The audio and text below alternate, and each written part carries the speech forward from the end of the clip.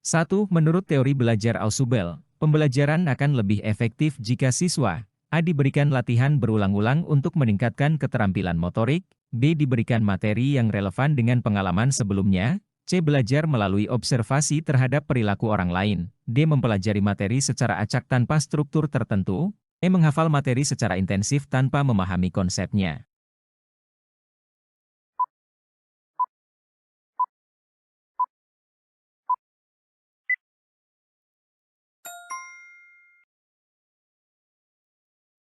Teori belajar Ausubel menekankan pembelajaran bermakna, di mana siswa menghubungkan pengetahuan baru dengan pengetahuan yang sudah dimiliki. Pembelajaran akan lebih efektif jika materi yang diajarkan relevan dan dapat dikaitkan dengan pengalaman sebelumnya. Latihan berulang-ulang dan hafalan lebih sesuai dengan teori belajar behavioristik. 2. Dalam teori belajar Ausubel, Advanced Organizer digunakan untuk A. Memotivasi siswa agar lebih rajin belajar, B. Membantu siswa memahami informasi baru dengan memberikan gambaran awal, C. Memberikan penguatan positif saat siswa berhasil, D. Mengembangkan keterampilan pemecahan masalah, E. Mengajarkan konsep abstrak melalui simulasi praktis.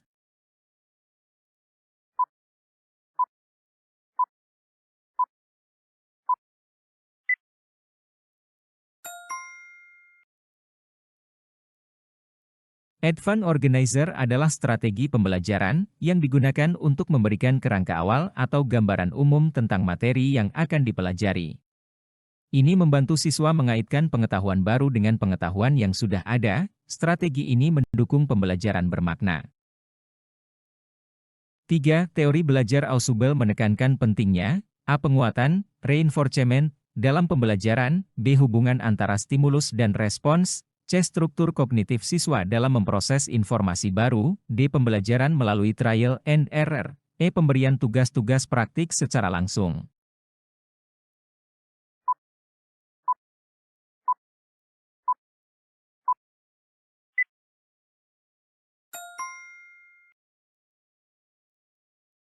Ausubel percaya bahwa pembelajaran bermakna terjadi ketika informasi baru terorganisasi dengan baik dalam struktur kognitif siswa. Penekanan pada struktur kognitif ini berbeda dari teori behaviorisme yang menekankan penguatan dan trial and error. 4. Teori belajar Gagne menyebutkan bahwa proses belajar terdiri dari hierarki kemampuan.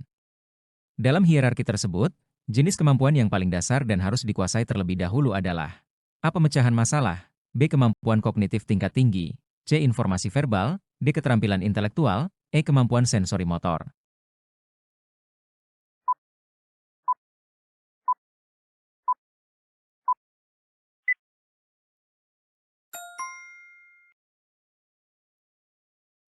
Menurut teori belajar Gagne, proses belajar terdiri dari hierarki kemampuan yang dimulai dari kemampuan paling sederhana hingga yang paling kompleks.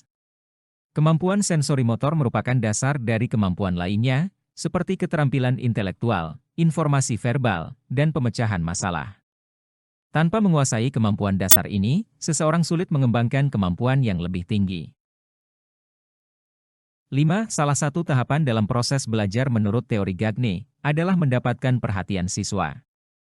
Langkah ini dilakukan untuk A. Memberikan informasi awal tentang materi, B. Mengukur pengetahuan awal siswa, C. Memotivasi siswa agar fokus pada pembelajaran, D. Menyampaikan tujuan pembelajaran, E. Mengatur aktivitas belajar kelompok.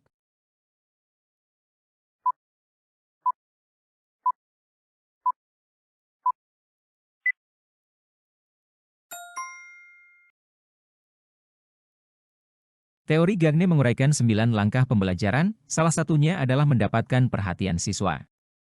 Tahapan ini bertujuan untuk memastikan bahwa siswa siap menerima informasi yang akan disampaikan dengan cara memotivasi mereka dan menarik perhatian agar fokus selama proses belajar berlangsung.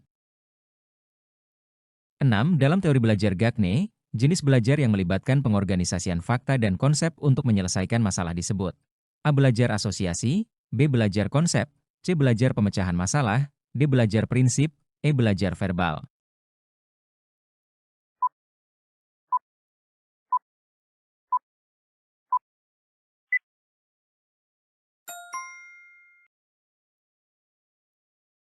Menurut Gagne, belajar pemecahan masalah adalah jenis belajar tertinggi dalam hierarki kemampuan.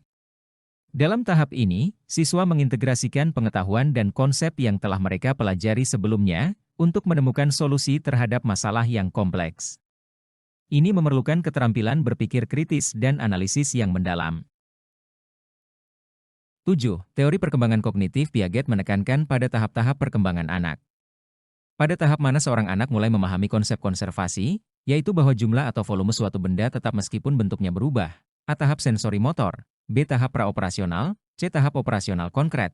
D. Tahap operasional formal. E. Tahap perkembangan sosial.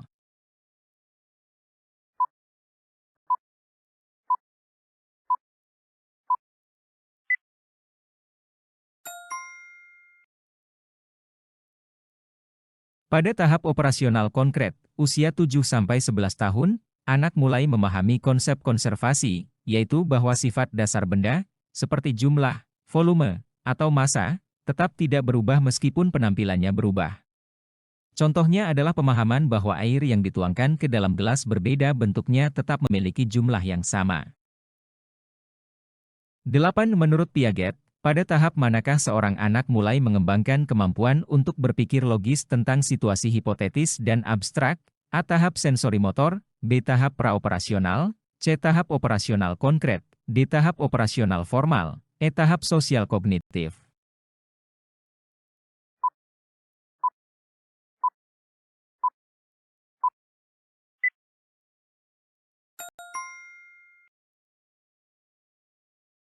Pada tahap operasional formal, usia 11 tahun ke atas, anak mulai dapat berpikir abstrak dan hipotetis. Mereka mampu memecahkan masalah secara logis tanpa bergantung pada objek fisik atau pengalaman konkret. Ini adalah tahap di mana mereka bisa berpikir tentang kemungkinan dan situasi yang bersifat teoretis.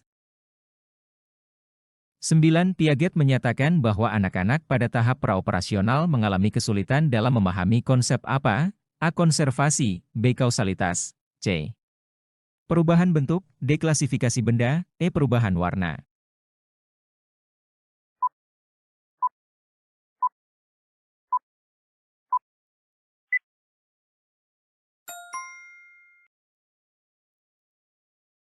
Pada tahap praoperasional, usia 2-7 tahun, anak-anak belum sepenuhnya mengerti konsep konservasi.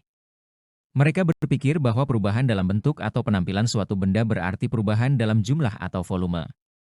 Sebagai contoh, mereka mungkin berpikir bahwa air dalam gelas yang lebih tinggi memiliki lebih banyak volume, meskipun itu tidak benar. 10 karakteristik utama yang membedakan murid berkebutuhan khusus dengan murid pada umumnya adalah A. Keterbatasan dalam kemampuan sosial dan komunikasi. B. Kemampuan akademik yang sangat baik.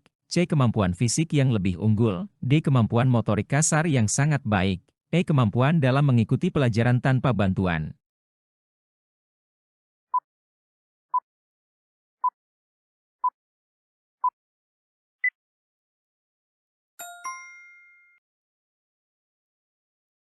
Murid berkebutuhan khusus biasanya mengalami keterbatasan dalam beberapa area, salah satunya adalah kemampuan sosial dan komunikasi.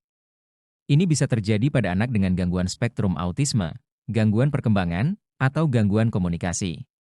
Keterbatasan ini mempengaruhi interaksi mereka dengan orang lain, baik di dalam kelas maupun di luar kelas. Jawaban B, C, D, dan E tidak mencerminkan karakteristik yang umum dimiliki oleh murid berkebutuhan khusus.